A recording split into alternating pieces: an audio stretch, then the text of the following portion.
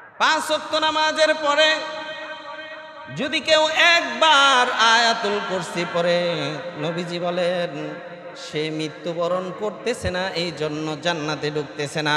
কারণ তার জান্নাতের জন্য নবীজি সার্টিফিকেট দিয়েছেন এবং সে মৃত্যুবরণ করবে আর সরাসরি জান্নাতে ঢুকে যাবে। সূরাতুল ইখলাস 3 বার যদি কেউ পড়ে, সুলুসুল কোরআন, নবীজি বলেন 1 কোরআন খতমের সওয়াব তার আমলনামায় আল্লাহ পাক রব্বুল আলামিন দান করে দেন। এই আমলগুলি কঠিন না সহজ? আমি যে আয়াতে কারিমা তেলাওয়াত করেছি, আল্লাহ পাক রব্বুল আলামিন বলেন ইয়া আইয়ুহাল্লাযীনা আমানুত্তাকুল্লাহ ওয়া কুনু মা'আস সাদিকিন। ও ঈমানদারগণ, তোমরা আল্লাহকে ভয় করো। ভয় করতে হবে কাকে? জোরে আওয়াজ দিয়ে বলেন। আল্লাহ ডাক দিয়ে বলেন আমি আল্লাহকে ভয় করো। ইয়া আইয়ুহাল্লাযীনা আমানুত্তাকুল্লাহ, হে ঈমানদারগণ, তুমি আল্লাহকে যদি ভয় করতে পারো, দুনিয়ার কোনো টেনশন নাই, আখিরাতের কোনো টেনশন নাই।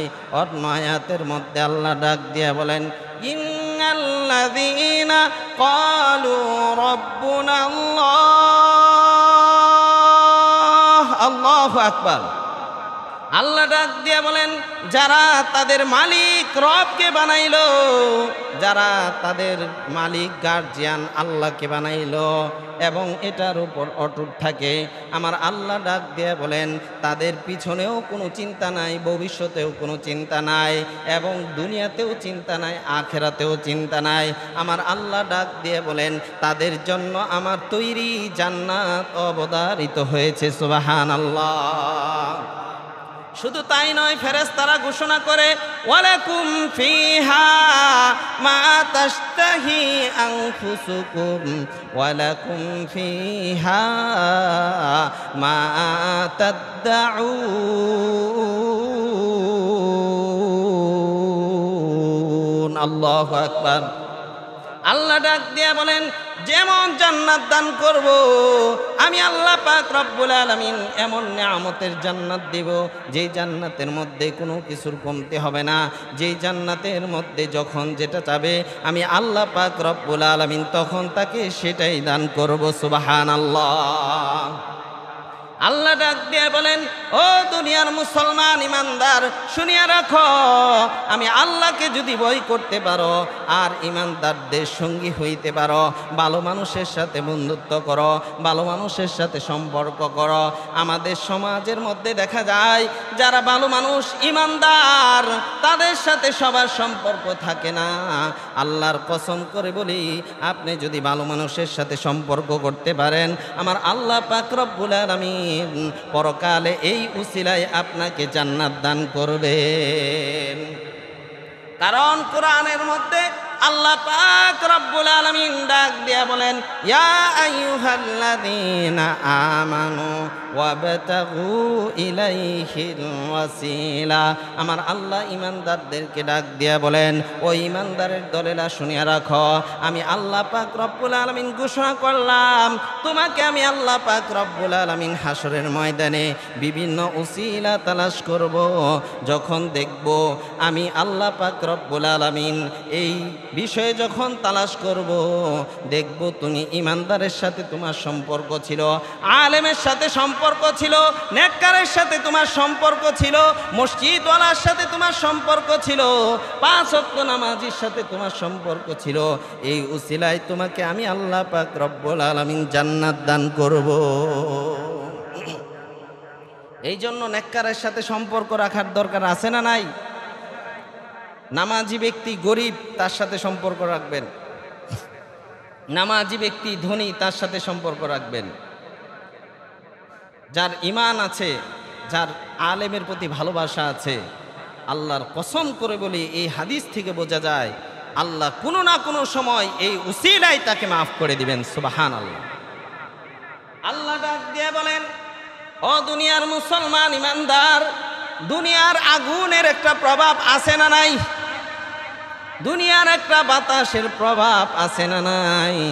দুনিয়ার একটা বাতাসের প্রভাব আছে না নাই? আগুনের প্রভাব হইল জ্বালায় দেয়, আগুনের প্রভাব হইল গরম তৈরি করে, ঠান্ডার প্রভাব হইল ঠান্ডা তৈরি করে, পানির প্রভাব হইল তৃষ্ণা নিবারণ করে। প্রত্যেকটা জিনিসের প্রভাব আছে না নাই? আমার আল্লাহ ডাক দিয়ে বলেন, একজন ইমানদার আল্লাহওয়ালার প্রভাব আছে না নাই? মুমিনের সাথে সম্পর্ক রাখবেন, আপনার দিল নরম হয়ে যাবে। মুমিনের সাথে সম্পর্ক রাখবেন, গরিবের সাথে সম্পর্ক রাখবেন, গরিবের খোঁজ খবর নেবেন, আপনার দিলটা নরম হয়ে যাবে। কবরের পাশে দাঁড়াইবেন, আপনার দিলটা নরম হয়ে যাবে। মসজিদে আসবেন, আপনার দিলটা নরম হয়ে যাবে। সাজদায় পড়ে কান্না করবেন, আপনার দিল নরম হয়ে যাবে। প্রভাব আছে না নাই? কবরের পাশে প্রতিদিন দাঁড়াইয়া কবরবাসীর জন্য দোয়া করবেন, আপনার দিল নরম হয়ে যাবে। হযরতে মালিক ইবনে দিনার রহমাতুল্লাহি আলাইহি নাম শুনেছেন কিনা? এত বড় একজন আল্লাহর ওলি, এত বড় একজন বুজুর্গ, রাস্তা দিয়া যখনই যাইতেন কবরের পাশে দাঁড়াইয়া তিনি কবর জিয়ারত করতেন। এই আমলটা আমি আগে খুব বেশি করতাম, কিন্তু এখন এই আমলটা আমার থেকে একটু কমে গেছে। আল্লাহ যেন এই আমলটা বেশি করার তৌফিক দান করেন, বলেন আমিন। কবরের পাশে দাঁড়াইয়া কিছু তসবিহাত পড়বেন, কবরের পাশে দাঁড়াইয়া কবরবাসীর জন্য কিছু দেওয়ার চেষ্টা করবেন। যত বড় আল্লাহর ওলি হোক না কেন, কবর থেকে কেউ কিছু দিতে পারে না। কারণ যখন মৃত্যু হয়ে যায় সমস্ত আমল বন্ধ হয়ে যায়। এই জন্য জীবিতদের জন্য হক হইল, মুসলমানের 5টা হকের মধ্যে একটা হক হইল কবর জিয়ারত করা, আছে না নাই? সহিহ হাদিস। এই জন্য জীবিতদের জন্য হক হইল কবরবাসীর জন্য দোয়া করা। মালিক ইবনে দিনার রহমাতুল্লাহি আলাইহি এত বড় একজন বিখ্যাত আল্লাহর ওলি, কবরের পাশ দিয়ে যখন যাইতেন তখন মালিক ইবনে দিনার রহমাতুল্লাহি আলাইহি কবরবাসীর জন্য কিছু হাদিয়া পাঠাইতেন। দুনিয়াতে কোনো মানুষকে ভালোবাসলে হাদিয়া পাঠায়, কিন্তু কবরবাসীর জন্য আমরা কিন্তু হাদিয়া পাঠাই না।